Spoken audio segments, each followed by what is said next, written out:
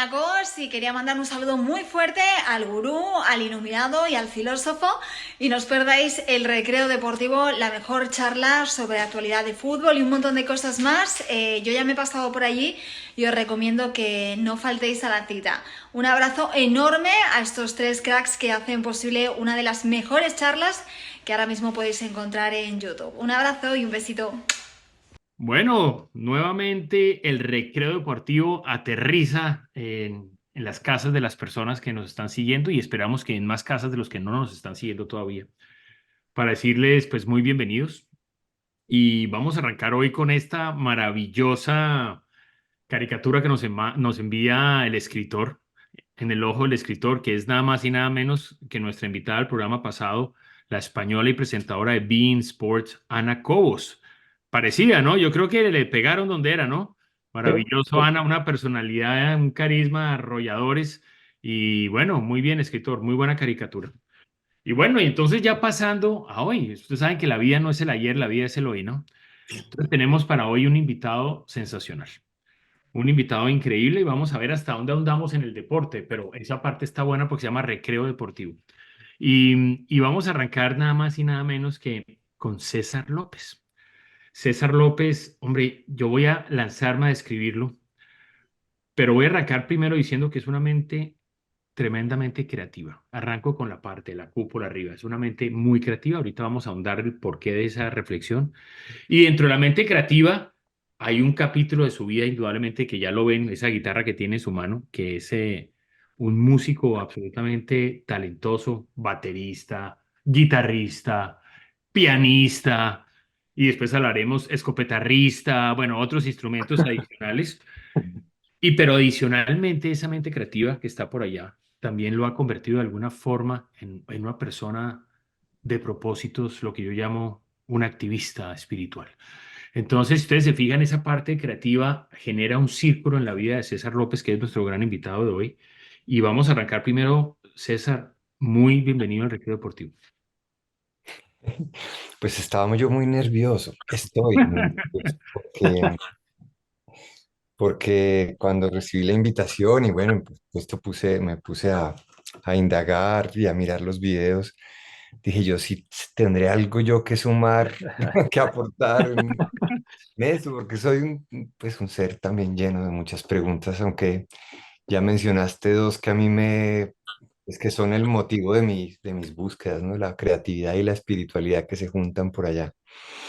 Increíble, mira, es una muy buena lectura la que tuvimos dentro de tu círculo, porque la gente a veces pone a las personas en un lugar y tu lugar es mucho más amplio y tiene unas conexiones mucho más grandes y que aplicas a tu vida desde distintos ángulos. Pero bueno, vamos a arrancar, porque esto la gente quiere saber muchas. Tú tienes preguntas, nosotros también. Eso parece que es Ah, bueno. Entonces vamos a arrancar primero. Yo estoy ya que le digo que nos toque algo, pero ya esa guitarra me está haciendo ojitos. Pero vamos a arrancar, pues un momento muy importante. Voy a arrancar con los noventas. Y los noventas, indudablemente, estoy andando sobre la historia de César. Y César, más allá de cualquier cosa, pues vivía como una persona bogotana, su vida transcurrió por allá, leí maravilloso unos barrios que a todos nos tocaron, Teusaquillo, Soledad. Increíble, Ujú. eso era una lectura de la ciudad que era absolutamente inspiradora y absolutamente onírica, era maravilloso y lúdica, eso era tremendo. Pero luego llega un momento detonador que son los noventas porque esta detonación se llama Poligamia. Una banda que nos tocó a todos, ¿no? ¿Quién no se acuerda de mi generación? Yo la siento todavía como mi generación. Y de repente es la generación de otro, de pronto es su generación, nuestra generación, vuestra generación, pero para mí sigue siendo mi generación. O canciones como Te dedico una canción. Fue un momento muy importante, sobre todo que detona el rock en Bogotá, Poligamia, en un momento muy especial. Y después obviamente hace ampliación al resto de Colombia y también logra llegar a ciertos puntos internacionales. Pero vamos a arrancar con Poligamia. ¿Quién no escuchó Poligamia? Eso fue un momento de la vida de cualquier persona que recorrió los noventas por esta ciudad y por este país. César, ¿cómo llegas a Poligamia? ¿Cuál es el punto de llegada a Poligamia, a la música? Y entras como baterista, ¿no? Arrancas como baterista, ¿no? Si es baterista lo que comienzas, Sí, sí, ¿ves? sí. Increíble, ¿no? Ese, bien interesante. Teníamos 14 años además, todos, Impresionante. Era todos. una banda adolescente puritana. Sí, sí, sí, teníamos 14, 15 años y nos encontramos en un concurso de bandas en el año 89. eh, y bueno, estábamos apenas como aprendiendo la música, aprendiendo a trabajar en equipo, que era como el reto también. Y yo últimamente, y lo digo últimamente porque mis últimos años han sido de intentar sistematizar, esa palabra tan loca, sistematizar todo eso que pasó allí en Poligamia para limpiar, si se quiere, o desaprender también cosas, ¿no? Y entonces esa era una época en la que, pues, obviamente estaban haciendo el rock en español pues, en Colombia y en algunos países de América Latina estaba empezando el movimiento. Estaba en furor, muy fuerte era ese Estuvimos momento. no sé si recuerdas el concierto de conciertos de Ah, 1988 en el Estadio El total, Campín. absolutamente. Miguel Mateos, Toreros Muertos, bueno, era una cosa, Pasaporte, Océano de Panamá, que o era sea, Derramó tu amor por ti, que fue para mí, ¡oh! ¿Qué es esto tan ¿cómo vas a increíble? recordar tú eso? Creo que somos los dos únicos que recordamos Él a Océano. derramó su Franco De amor Vita. por ti, No, y esa canción de poco Océano, antes de además partir. porque en Océano el baterista era el cantante y yo tuve una anécdota con eso, perdón que me salga el tema, pero es que un día estábamos saliendo de un hotel con Poligamia, ya habíamos tocado en Cali, y estábamos en la recepción haciendo el checkout y se me acercó un señor y nos vio salir pues con instrumentos colgados y tal, y me dijo, muchachos, ustedes tienen una banda, no sé qué. Y yo, sí, sí, sí, tengo una banda y estábamos tocando aquí en Cali, qué bueno. Pues mira, yo también tuve una banda. Sí, qué maravilla. ¿Y cómo se llamaba tú? No, yo era el cantante de Océano. Yo, ¿qué? No puedo creer. Increíble. Claro, increíble, sí. Banda Eh, panameña, César, ¿no? O sea, Panameño, sí, y yo creo que de rock panameño, bueno, hay poco, sí. digamos, nos llevan pocas referencias, seguramente hay, pero entonces era una época de poligamia donde además el país era un país muy movido también políticamente, socialmente, la Constitución del 91, bueno, todos esos intentos que seguimos haciendo por la paz, y, y al mismo tiempo, pues, un movimiento emergente de músicos. Carlos Vives estábamos creando una especie de asociación de músicos que se llamaba Rocas, pues intentando juntar a los músicos para hacer una especie de demanda comunitaria de nuestras necesidades como músicos ante el país, que no terminó en nada, pero bueno, eran momentos muy particulares. Tocábamos en el bar de Andrea y de Héctor, en Barbarie, que era en la Oh, Candelaria. la Casa de la Candelaria, que era sensacional. Eso era Es brutal. un Los espacio. muñecos colgados en los baños. No, inolvidable. Eso fue una época sensacional. Y era el Ese, momento glorioso también, tocaban ustedes. Y era el momento de New Order, que estaba también en su furor máximo. Every time I see you falling. Era una locura, barbaridad. No, inolvidable, divino. Qué época tan maravillosa. Era qué época tan compleja, pero linda. bonita. Todos esos bares, ¿no? TVG me tocó, por ejemplo. eh, Barbie, después de... Barbie, Transilvania, Music Factory, Calimán. No, Ca- Eso era, y era como una movida que le daba espacio a los artistas nuevos también. Era muy interesante. sí. Zona postal, hora local. La Bueno, local de Eduardo Arias, por aquí pasó en el todos programa. esos grupos, De sí. Eduardo Arias, El claro. rock no te necesita, ¿se acuerdas? César? Sí. Tremendo, ¿no? Era increíble. No, oiga, Ah, pero le cuento que esa época de poligamia, así ustedes duraron, ustedes se disolvieron en 98, ¿no es cierto? Más o menos. 98, sí. Sí, claro, pero fue una banda, primero que tuvo como un espíritu de lectura local, que eso fue muy valioso, ¿no? Porque la gente se conectó localmente, sobre todo en Bogotá, se conectaba uno muy fácil con poligamia.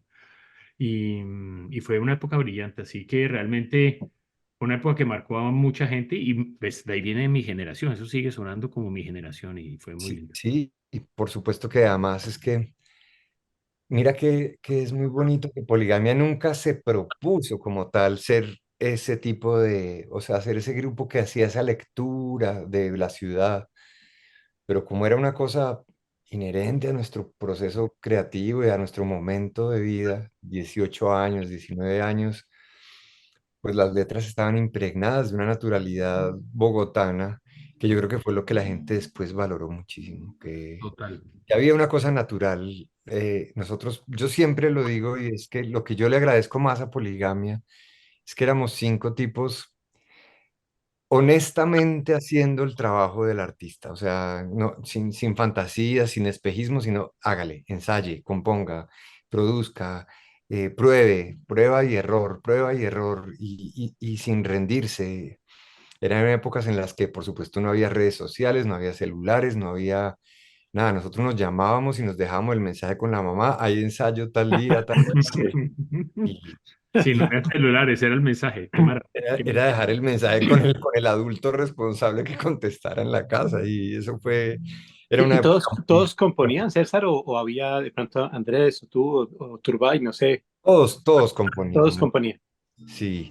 Obviamente había una línea muy marcada, por ejemplo, de las canciones que eran de amor, por supuesto, y solamente después, cuando llega mi generación, por primera vez tocamos el tema de lo social, ¿no? Como una Ujú. lectura sobre el país.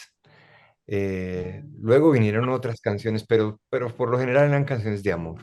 Sí, sí, definitivamente. No, fue una época divina. Y una pregunta ahí para cerrar el capítulo poligamia, porque la parte buena comienza después de poligamia en esta entrevista, pero César, la canción del corazón suya de poligamia. Yo sé que uno es difícil decir porque todas son buenas, las trabajó con todas, pero hay una canción que usted lleva más en el corazón un poco que las otras de poligamia. ¿Hay algo un poco más cercano? Sí, hay una canción en la que trabajamos eh, en algún momento que está en uno de los discos y nunca sonó. Y yo la recuerdo, y es una canción que se llama Al norte de tu corazón. Obviamente es una canción absolutamente desconocida, pero esa canción, por ejemplo, es la única que tiene sonidos de ballenas. Arranca Ah, con unos sí. sonidos de ballenas que estaba en ese momento grabando Jorge Reynolds en el Pacífico, me acuerdo mucho. Claro. Eso fue famoso. El Claro, científico, sí. el científico estaba Sí. grabando a las ballenas y tuvimos acceso a esos audios y pusimos unas ballenas en esa canción, Wow. que no tenía nada que ver, ni tampoco era de la línea de poligamia, ni nada. Pero entonces ahí se abría como una pequeña compuerta de una cosa un poquito más experimental que a mí ¿Le me gustaba sedujo mucho?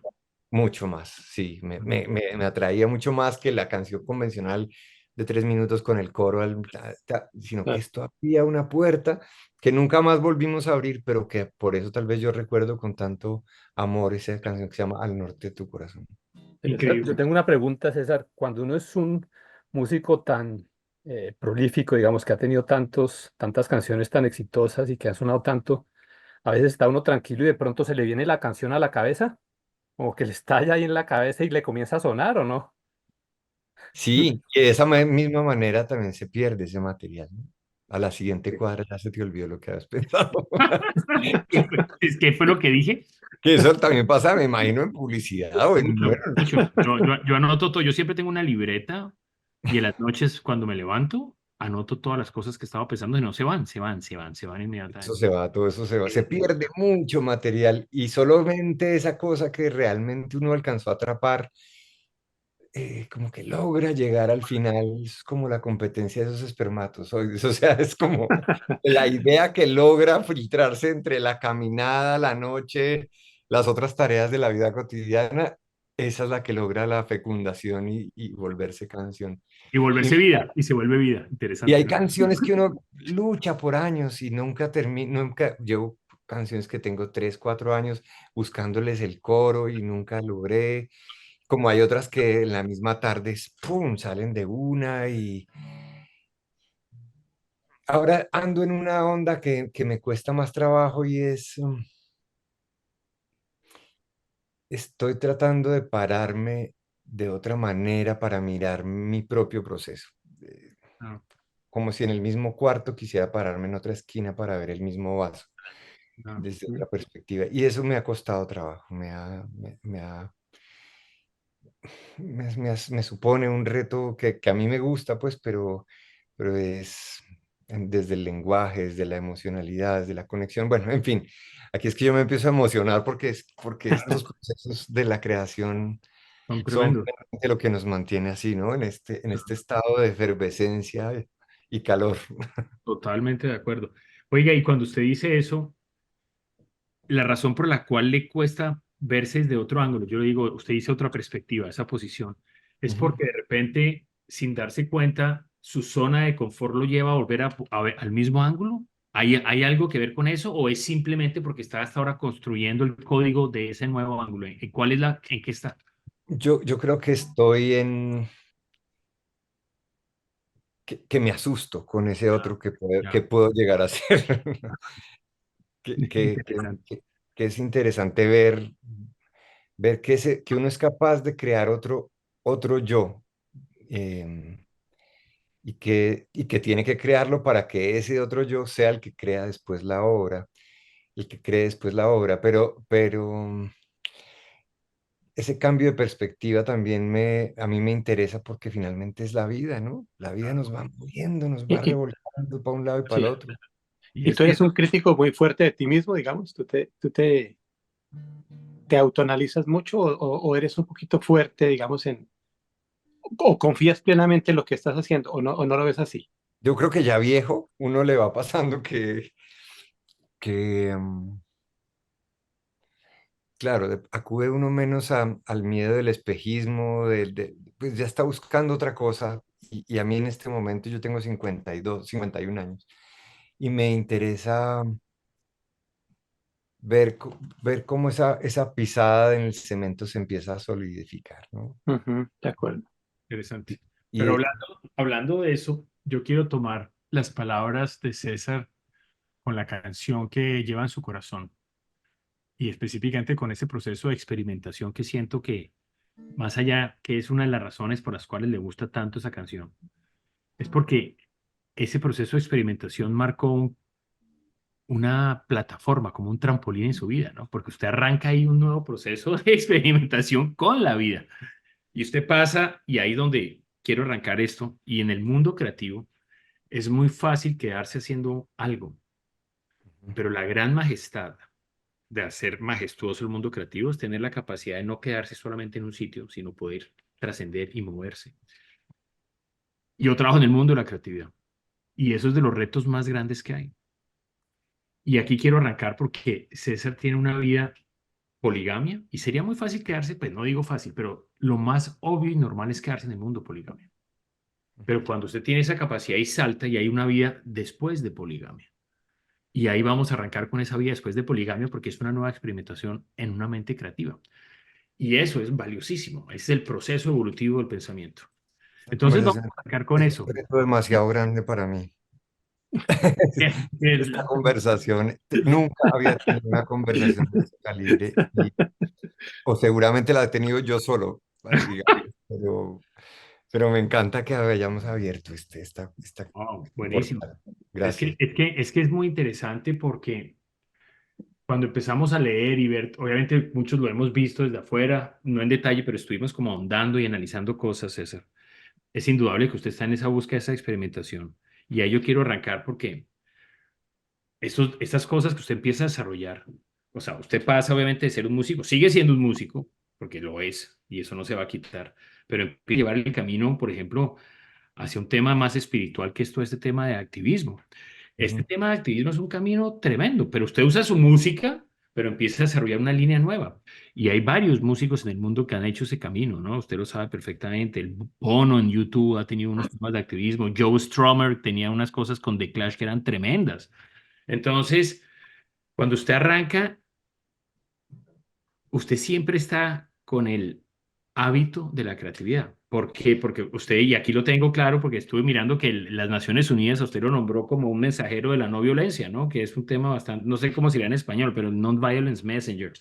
Ujú. También vi que estaba como el emisario de conciencia de Amnistía Internacional, ¿correcto? Que es otra cosa increíble. Entonces usted empieza a buscar otros mundos, pero fíjese que todo lo está haciendo desde la óptica de su música.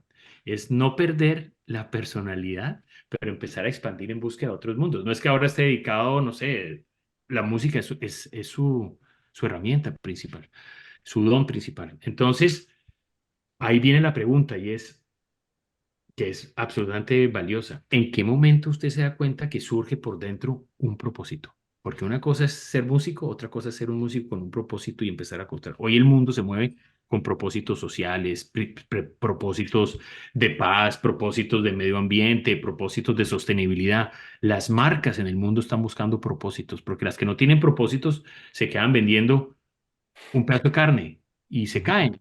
Pero cuando usted hace propósitos, conecta emocionalmente con la gente de otra manera. Usted empezó a buscar conexiones emocionales. Pero ¿en qué momento su cuerpo, su vida, su corazón, su espíritu, su alma le dice, necesito un propósito? ¿Cómo se mueve ahí? Mm, a ver, no. Por ejemplo, yo entro a la universidad a estudiar música en el año 90. Y en ese momento, en la Universidad Pedagógica, que es una universidad pública, tengo un amigo que venía del Chocó y ese amigo, a la hora del almuerzo, se subía a cantar a los buses. Y algún par de veces me invitó para que me subiera con él. Y yo me subí a cantar con él y a mí me daba pena. Mm. Él sí se subía con un sabor increíble y cantaba. Yo ayudaba a recoger las monedas. Y me llama la atención ese pequeño escenario que era esa buceta. Em, y entonces yo, años después, creo un proyecto en el año 2002 que se llamó Invisibles Invencibles, que es recoger a todos los artistas que tocaran en las calles y producirlos y llevarlos al mejor escenario que tuviera Bogotá. Era una deuda que yo tenía con ese compañero del año 90. Pero en realidad esto terminó siendo un proyecto de investigación sobre qué papel juegan las artes en la vida cotidiana de un ciudadano que cierra la puerta de su casa hasta que entra a otra puerta, que sea el salón, la universidad, el trabajo, la oficina. En ese transcurrir, qué cosas alteraban su entorno y cómo un tipo que se sube a cantar una canción le alteraba su propia percepción, vida, en fin. Y entonces lo llamé así porque me parecía que eran seres que ellos mismos lo decían, somos invisibles para la gente. La gente no quiere mirarlo a uno a los ojos.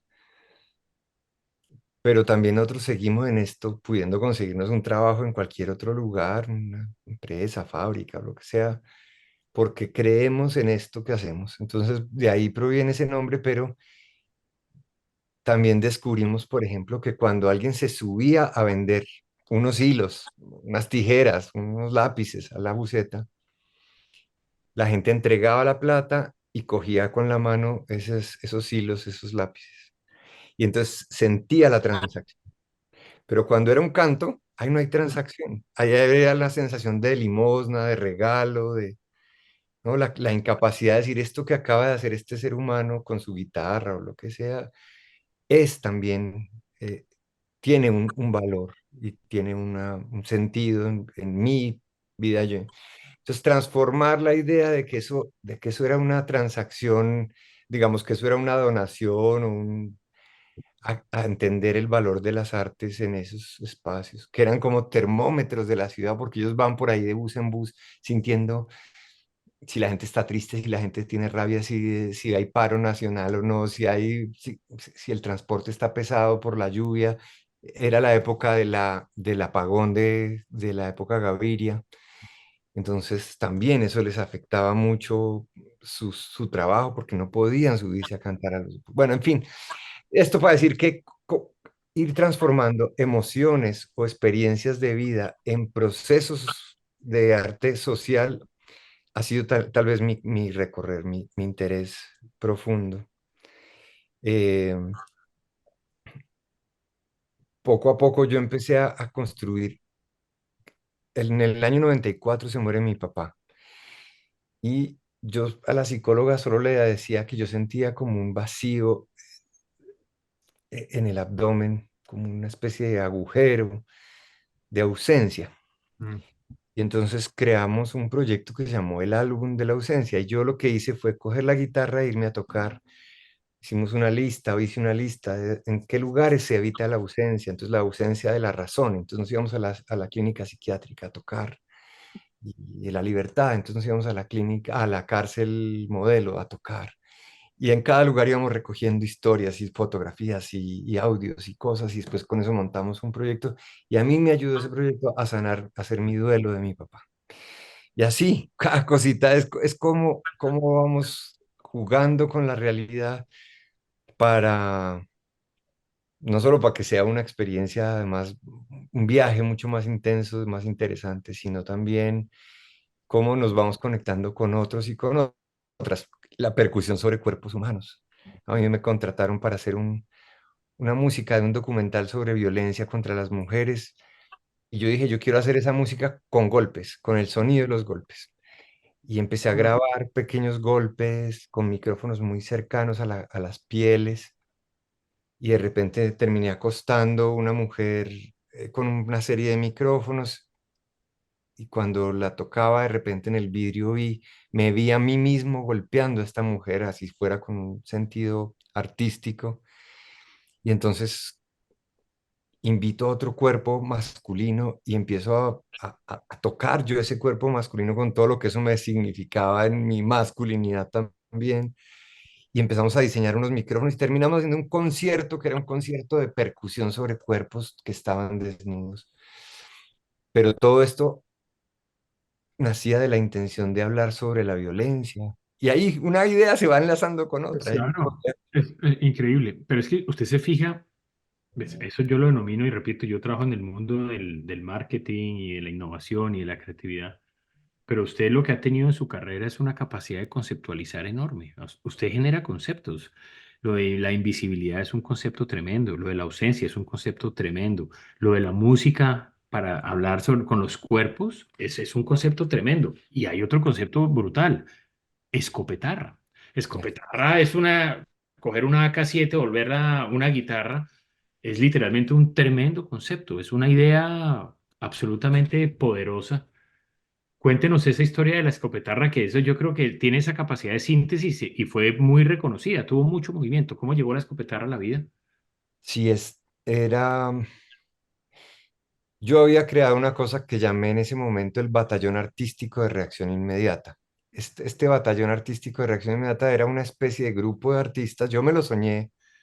Yo quería tener una especie de estación como las de los bomberos, donde viviéramos unos músicos y que cada vez que pasara algo en la ciudad, bomba, atentado, lesiones a unos niños, saliéramos rápidamente en un carro lleno de instrumentos musicales a cantar al punto. Bueno, esa era como la fantasía. Sin embargo, lo que hicimos fue un grupo donde cada quien tenía la tarea de invitar a dos personas cuando pasara algo eh, y llegaba que estalló un petardo en Transmilenio, que no, que tiraron una bicicleta bomba en San Andresito, que... Entonces, pum, rápidamente nos congregábamos y nos íbamos al punto a cantar. Ya estando en el punto, yo lo que pillaba era que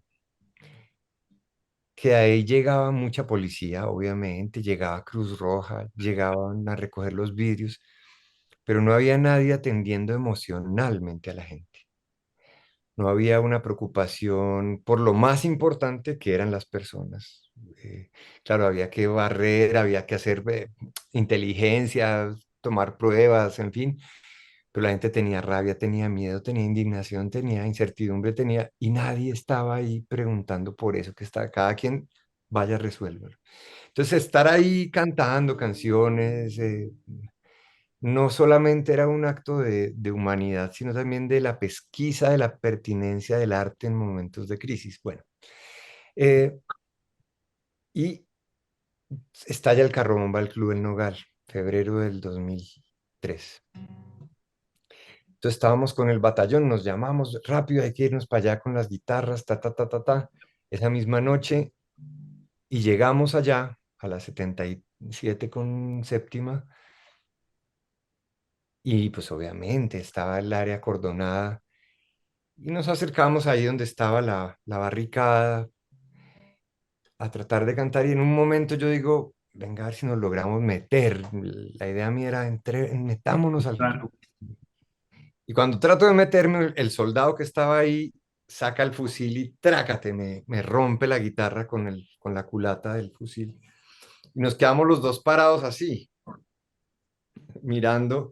Y Y me fusil llamó contra guitarra, fusil contra exactamente, y me guitarra. llamó la atención que ambos tuviéramos colgada nuestra herramienta de trabajo de la misma manera, pero que significaran dos cosas completamente distintas. Eh, y ahí empieza el proceso. Digo, ¿qué pasa si yo me consigo un fusil y le ponemos unas cuerdas? ¿Qué Ok. pasa si yo hago este ejercicio? Y al principio, pues realmente era nada más que un ejercicio curioso de ver. De hecho, yo me voy para la 13ª brigada que queda en la séptima con 106. Me consigo una cita con un general y le digo, general, mire, yo soy artista, yo quisiera saber si usted me puede regalar, donar un fusil viejo que tenga por ahí para hacer este experimento. Yo quiero ponerle unas cuerdas. La respuesta de ese general fue, ¿usted quiere, usted quiere convertir un fusil del Ejército Nacional en una guitarra? ¿Qué van a pensar? ¿Que el ejército se mariquió? Increíble, ¿no? Esa fue la respuesta en ese momento.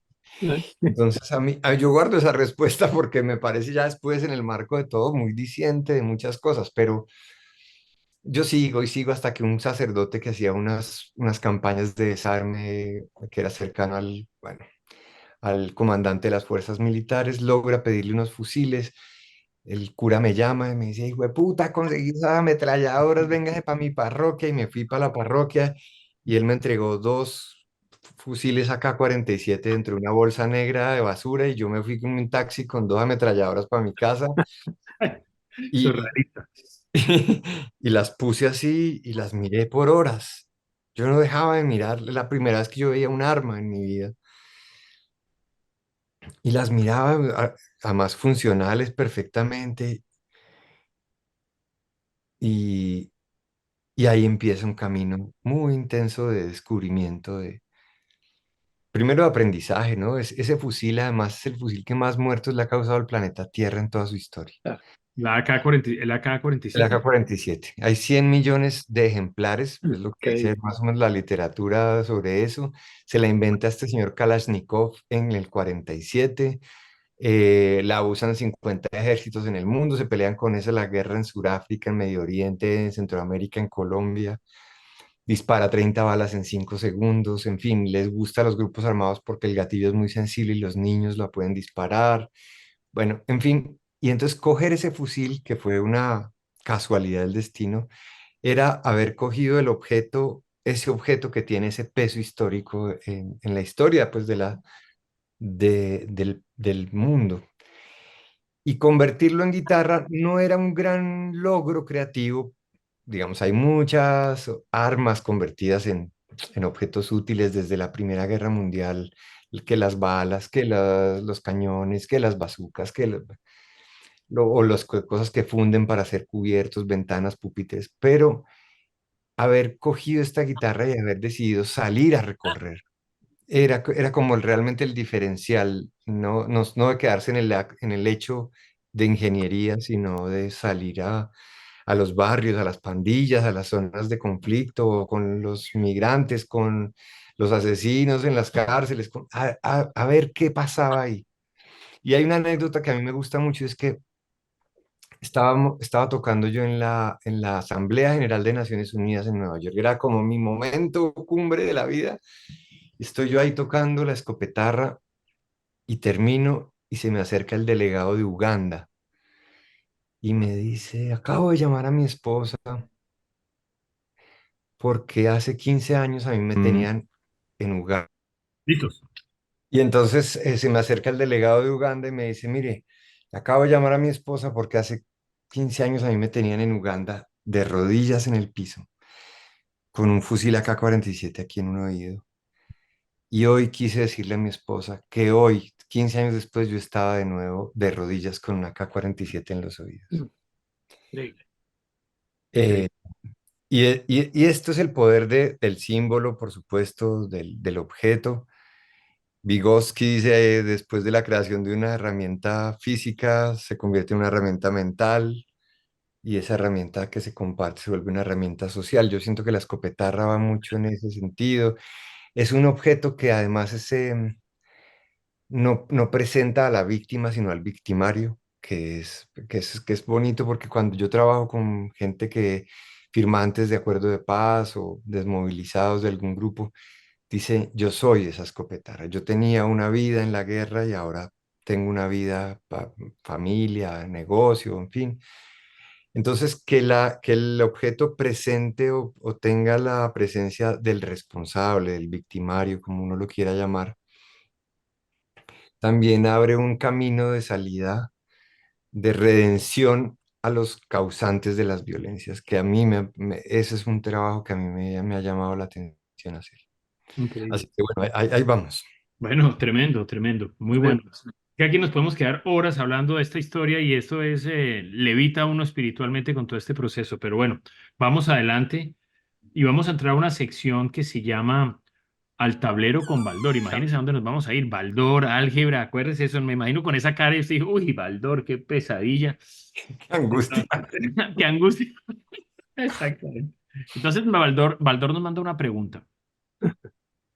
Y la pregunta es muy sencilla, va para el filósofo y para el iluminado, y si no responden, pues obviamente César tiene la respuesta porque es sobre él. Y habla básicamente sobre algo muy sencillo y es, en el proceso de descubrimiento, esto es un proceso que jamás acaba, pero siempre hay momentos iniciales con personas que inspiran, generan como caminos o reflexiones muy profundas. Entonces, Baldor manda a preguntarles, nombren dos músicos, en este caso, que fueron y que han sido tremendamente inspiradores para César, para lo que está haciendo como músico y como activista y como creador. Eh, Ahí está, una pregunta muy sencilla, o sea que César no puede contestar a ver si ustedes han hecho la investigación y la tarea bien.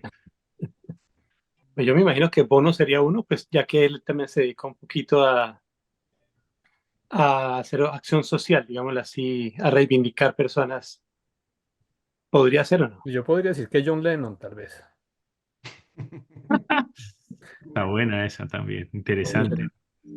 Entonces, bueno, ahí dicen que Lennon, dicen que Bono, interesante. Yo vi a Bono en el Festival de Cannes cuando presentó Red y todo esto que fue Ujú. sensacional, sensacional. Realmente un tipo con una mente impresionante. Entonces, bueno, ahí va el tema. César, ¿alguno de esos dos está en el listado o no? ¿Los raja o los pasa? ¿De una vez les pone No, cinco como no, Baldor o le pone uno? me toca rajarlos. Rajados. Estamos Porque, alejados. No, no, cuéntanos, César, ¿quiénes son? porque, pues, obviamente, este tema, por ejemplo, para mí de lo social, ha sido inspirado más en cosas latinoamericanas Ok. y, y cuando yo me veo, en 2015 yo tuve una depresión, un bajonazo, una cosa ahí, terminé en el médico, era una especie de burnout, como lo llaman, un quemamiento. Y tenía que ver con que llevaba muchos años expuesto a muchas historias de violencia, a masacres, a desplazamientos, eh, y justo empieza en un episodio del 2015 que hubo un asesinato de cuatro hermanitos de una familia en Florencia, Caquetá. Y eso, yo fui allá a marchar y a visitar la familia y resulta que a mí me marcó esa vaina profundamente. Yo después empecé a sentirme muy mal, no dormía bien, no comía bien, lloraba mucho. y descubrí que en ese momento a mí se me había llenado la copa de la capacidad emocional que yo tenía. Eh, Y entonces, digamos que a mí me empecé a descubrir que la inspiración artística realmente provenía de seres, De la gente. de la gente, que no tenía ningún tipo de grandes, sí, grandilocuencia ni cultural, ni musical, pero que a pesar de eso cogía un tiple, una bandola, una guitarra, un tambor y resistía en su comunidad con eso. Y eso me dio vida de nuevo, me sacó de ahí, me inspiró profundamente. Y yo les agradezco cada vez que los puedo ver a Claro, todos. Es como, de verdad, esos son los seres, los músicos que a mí me inspiran. claro. Mm. No, Tremendo. y yo te quería preguntar, para seguir con el tema, ¿tú cómo te regeneras? Porque tú vives experiencias tan Mm. difíciles, yo a veces pienso que otra persona se derrumbaría, pero tú llevas tantos años, ¿cómo te regeneras tú para tener la energía y no digo el deseo, porque el deseo puede estar ahí, pero simplemente está uno consumido por tanto dolor, digámoslo así, porque es mucho el dolor que hay por ahí Hay mucho en dolor. nuestro país. Mira esto, eh, la Dorada Caldas. Es una, me encuentro con una mujer que me cuenta que su esposo, llegaron los paramilitares una noche, tumbaron la puerta, lo cogieron delante de ella y de su hijo, sacan al esposo, se lo llevan. Al otro día ella con su niño buscando a su esposo, no aparece, no aparece, 2 días, 3 días, ella se queda sin plata, decide empezar a lavar la ropa de las vecinas ahí en el río La Miel, como un poco para conseguir algunos pesos, y está lavando la ropa en el río La Miel cuando ve bajar el ¿Me cadáver de cabe? su esposo Uy, Mm, flotando por el río. Y lo reconoce por la camisa que llevaba puesta. eso sí es cinematografía, pero tremenda, ¿no? Uy, Y entonces, digamos que, exacto, hasta ahí la historia es completamente dolorosa, dramática. Y entonces ella, lo que viene después es que es tal vez lo más espectacular, es que ella me dice, pues yo lo que hago es que cojo la mejor camisita que mi esposo tenía y la llevo al río. Y la unto del río, la unto como de él, la pongo en una piedra al sol y cuando la camisa se seca, me la pongo y siento que él me vuelve a abrazar. mm, claro, tremendo. Entonces ese acto creativo que ella misma inventa para sanarse, a mí me parece como muy, es una epifanía con Sí, todo de lo que acuerdo.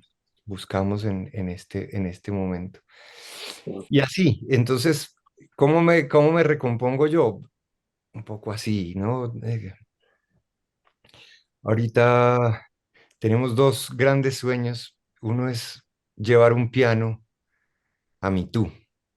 Al Ujú. Bauques nunca llegó el sonido del piano. Es una cosa muy interesante porque es una selva a la que nunca han llegado muchas cosas, pues, pero entre ellas nunca llegó un piano. Y no llegó un piano por varias razones. Uno, porque obviamente es muy lejos, el camino pero además porque se creía que este tipo de instrumentos eran instrumentos para cierto tipo de clases sociales, culturales, y que pues unos indios no tenían por qué escuchar ni a Beethoven ni a... Entonces empecé a trabajar en eso y es una expedición que dura 10 días por el río Baupés hasta llegar a Mitú en un piano que va dando conciertos toda la noche. Eso parece Fitzgeraldo la película, oiga, qué locura. Exacto. Eso, Está muy en esa onda y tremendo. vamos a hacerlo. Y la otra es que la escopetarra, Pero oh, qué pena, no la he hecho, esa se va a hacer. no la hemos hecho, no la hemos hecho. Sensacional. Lo que voy a tener que dejar es decirle que me invite, oiga, qué pasa, qué locura, tremenda, brillante, Y brillante. la otra es que él es el señor Kalashnikov se inventa su fusil en 1947. Ese fusil se riega por todo el planeta, en fin, se vuelve el arma que se vuelve. Y a Colombia llegan 10.000 fusiles AK-47 que caen en paracaídas sobre el Guainía. Ujú. en un cargamento que es el cargamento más grande de armas que ha caído, que ha entrado al país en 1997. Bueno, terminó siendo que la escopetarra que yo uso está construida con ese fusil, con uno de esos fusiles de ese cargamento. Se cayó en paracaídas su Cayeron en chatarra. paracaídas. Increíble. Y la historia, el sueño mío es cuando el señor Kalashnikov se estaba muriendo, mandó una carta al patriarca ruso diciendo que él quería saber si tenía perdón por haber creado este fusil. Y se muere, efectivamente. Entonces mi sueño es empezar un viaje que va desde Barrancominas, Guainía, hasta la tumba del señor Kalashnikov en Moscú, para Ok. devolverle su instrumento convertido en una cosa para la vida Uy, y darle el perdón que brillante también ese, él sí. les pidió. Entonces, esa es una película que queremos hacer algún día. Yo Claro, espero no morirme antes de lograrla, pero el sueño de devolverle, de que él construye en la flor de su vida algo para la muerte, pero ya en su muerte recibe su invención en algo para la vida, increíble, es un sí. sueño también. Todo ese tipo de cosas están ahí rondando un poco el proceso creativo y darle sentido, un poco de esencia a estas, bueno, a estas caminatas y a estas luchas. Increíble, lo felicito. Muy bueno. Bueno, vamos a nuestra siguiente sección, ya que todos salieron rajados. Solo Y que nos rajamos, pero a perdemos. vamos a nuestra sección que se llama el gol de oro y la tarjeta roja. Una cosa A buena ver, y una Guru, cosa mala. comencemos por ahí. Filósofo, su gol de oro y su tarjeta roja. Bueno, el Gol de Oro, yo creo que esta vez no me quedo corto, pero es para la música, como representante del arte, la música como que reivindica a las personas, las cura. Yo creo que es una sanación del espíritu, casi que diría yo. Así que me parece a mí que la música y por supuesto César en cabeza de esos representantes, porque son varios, yo creo que se ganan ese Gol de Oro. Yo creo que curar espíritus que están quebrados es algo que necesitamos urgentemente en nuestro país. Así que ahí está el Gol de Oro. Y pues la tarjeta roja también, yo quiero decir a la misma violencia que está en Colombia, en el sentido que, viendo por ahí unas cifras, creo que las víctimas de la violencia, yo pensé que eran, no sé, el 80%, pero en realidad es como el 10%, 11%, 15%. Entonces, hay mucha violencia anclada a todo nivel, así que necesitamos todos un tratamiento como sociedad, tratamiento curativo, y creo que la música, el arte, y en nuestro caso, en el recreo deportivo también el deporte. Vimos cómo en La Guajira los niños, a través del proyecto Cactus, los ayudan a través del rugby para que tengan un mejor futuro y que tengan un sentido de pertenencia a algo. Entonces, hay muchas maneras de ayudarle a la gente y creo que estamos en mora de hacerlo, así que roja para esa violencia tan grande que tenemos en nuestro país. Bueno, muy bien. Estimado iluminado, su tarjeta Yo, roja y su gol de yo creo oro. que sí, darle un reconocimiento a la gente que pone su gran creatividad, como la que tiene César, en función Sí, de una causa tan noble como es tratar de sí, sanar gente y no cesar en su empeño, a pesar de que es una empresa como que se ve como tan complicada y tan difícil, seguir adelante y no rendirse, me parece que eso es súper valioso. En cambio, la tarjeta roja se la doy pues a los que de alguna manera normalizan el hecho de que haya tanta violencia en un país como Colombia. O sea, ya nosotros lo vemos como paisaje, pero personas como César no lo ven como paisaje y cada uno de los casos los conmueven. Entonces, sí, tarjeta roja para los que han normalizado la violencia acá en este país. Wow. César, le llegó su momento, su tarjeta roja y su gol de oro, a lo que quiera. Uy, qué bonito eso. Y yo, un poco en la misma línea de ustedes, yo creo que la tarjeta roja tiene que ver con la indiferencia que ha generado, que genera el dolor ajeno. Que a mí me toca verlo mucho, ¿no? Yo encuentro chicos, por ejemplo, en los pueblos que se saben la Constitución, que tienen mesas de trabajo por la paz, que hacen cineclubes con una tela y con un pedazo de video, o sea, Y en cambio en las ciudades como Bogotá, Medellín, Cali, veo a la gente muy, muy tranquila y como leyendo esos dolores de maneras muy distantes. Incluso a mí mucha gente cuando yo cuento alguna de las historias de las que me han pasado, dicen, eso se lo inventó usted. Eso debe ser un...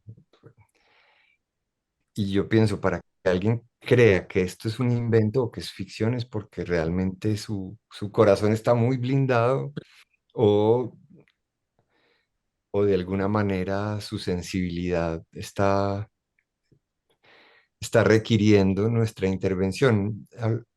Y la otra cosa, digamos, el gol de oro, yo diría que es, yo sí creo que estamos ante una generación distinta. Yo soy un optimista en ese sentido. Yo creo que los jóvenes, las jóvenes de hoy en día, de 14, 15, 16, gente que tiene una conexión con lo planetario, con la naturaleza, con las causas que están derrotando el modelo de éxito que nosotros creímos que era el que había que alcanzar y que ellos están listos a romper con todas esas búsquedas para imaginarse ellos su propio modelo de bienestar, cultivando un pedazo de andén o pintando un mural. A mí eso me llena de esperanza y me parece que que hay una salida que está en las manos de gente joven. Qué bueno, excelente, muy bueno, muy bueno. Bueno, muy bien, entonces yo termino con esta sección y es yo voy a dar el gol de oro al espíritu creativo de César López, que eso no se consigue muy fácilmente. ¿Y qué quiero decir con ese espíritu creativo? Quiero decir que es una mente que ha sido creativa en todo su proceso, pero ha tenido la capacidad de transformarse. Y la transformación en la creatividad es una cosa tremendamente valiosa. Una de las descripciones más brillantes que yo he escuchado de la creatividad es, como siempre, las más simples. Lo más simple siempre es lo más brillante. Y es, la creatividad es la capacidad de tomar elementos ya existentes y relacionarlos de una manera nueva. Eso es lo más cierto del mundo. Es una cosa brutal. Entonces, fíjese que todo el ejercicio, cuando usted habla, la inspiración viene de la gente, todo está relacionado con eso, es tomar elementos y relacionarlos de una manera nueva. Cada acto que usted hace es un proceso de transformación de su espíritu creativo. Y por eso comencé el programa, porque yo lo considero a usted una mente creativa por encima de músico. La música es un pedazo de su creatividad, pero su capacidad de transformación arriba es superior, es mucho más grande. Entonces, para su espíritu creativo, ese gol de oro. Y la tarjeta roja, también voy a ir exactamente a lo mismo, y es, para mí, la música y el deporte tienen valores muy similares, pero muy similares, porque son generadores de esperanza los dos. Son generadores de esperanza. Pero entonces, fíjense que hay algo que ataca a los dos lados, tanto al proceso del ser humano y es la violencia, ¿no? Es como si fuera el doping. Y es una cosa que está y es creciente y no ha podido ser controlada porque es un proceso cultural, es un proceso cultural de las personas. Y en Colombia, ni hablarlo, es absolutamente cultural, un tema muy difícil. Y esos temas culturales solamente hay una forma de lograr resolverlos y es con creatividad. La creatividad es el factor que resuelve los procesos culturales. Está demostrado en cualquier proceso mundial de cualquier tema. Entonces, que viva la creatividad, que no pare, pero sobre todo es un ejercicio durísimo, dificilísimo. Y, y lo felicito, César, por no pararla. Eso sigue y eso que tiene pensado los dos proyectos que nos contó, brillante. O sea, Tremendo, sí, tremendo. el de llegar hasta Moscú y usted que transformó la muerte, ahora se lo vamos a transformar en vida, brillante. O sea, una capacidad de simplicidad increíble y creo que es tremenda. Y lo mismo llevar el piano al Claro. Bauhaus, increíble. Pero son ideas absolutamente conceptuales que tienen sonidos, suenan lindo y suenan esperanzadoras. Entonces, muchísimas felicitaciones y bueno, ahí terminamos nuestra sección y ya lamentablemente tenemos que cerrar nuestro programa. ¿Y alguna duda, César, alguna pregunta adicional? Pues yo más que pregunta, como usted arrancó con el tema de las preguntas, yo le digo, tóquese un soncinito de alguna cosa, Sí, cierre con una esperanza, denos cierre este recreo con una esperanza de algo, así sean tres toques, medio toque, una voz o un silencio. que suena la Bueno, música. Voy a cantar una canción que se la dediqué a unos pelados de la cárcel La 40 de Pereira, porque se la dediqué, digo yo en silencio, porque no nunca más los volví a ver. Tocamos en esa cárcel por primera vez en el 2006. Y en ese entonces unos pelados de esa cárcel me dijeron, es que tenemos un grupo. Y yo, ¿cómo se llama el grupo? Por el derecho a pensar un día después de la guerra. Uy, qué nombre. Y yo decía, qué increíble que haya una persona que está presa, físicamente presa, pero mentalmente libre, ¿no? Ah, Eh, y yo después, bueno, les he agradecido mucho porque ahí yo aprendí muchas cosas en eso. Entonces esta canción se llama así, Gratitud. Pero voy a cantar un pedacito que dice, a mi lado camina la esperanza, la madrugada avanza sin prisa, sin pausa. Intentaron callarme y cortar mis alas, dinamitar mis ganas de seguir. Yo conozco gente que se ha enfrentado a los dolores más bravos y que nunca se rindió. Y recuerdo tantos que no callaron, ya se fueron, ya volaron, pero son mi inspiración. Solo tengo gratitud. Porque yo supe creer en mí cuando en mí nadie más creyó, cuando una puerta se cerró, toqué y toqué hasta que se abrió, por ese amor que un día se fue, y aunque creí morir un día también sanó, y cuando no había que comer, la frente en alto y un plato de arroz, solo tengo gratitud, solo tengo gratitud. Y a ustedes muchas gracias. La muy gratitud bien, es muy nuestra, bien. César. Programazo, oiga, muchísimas gracias.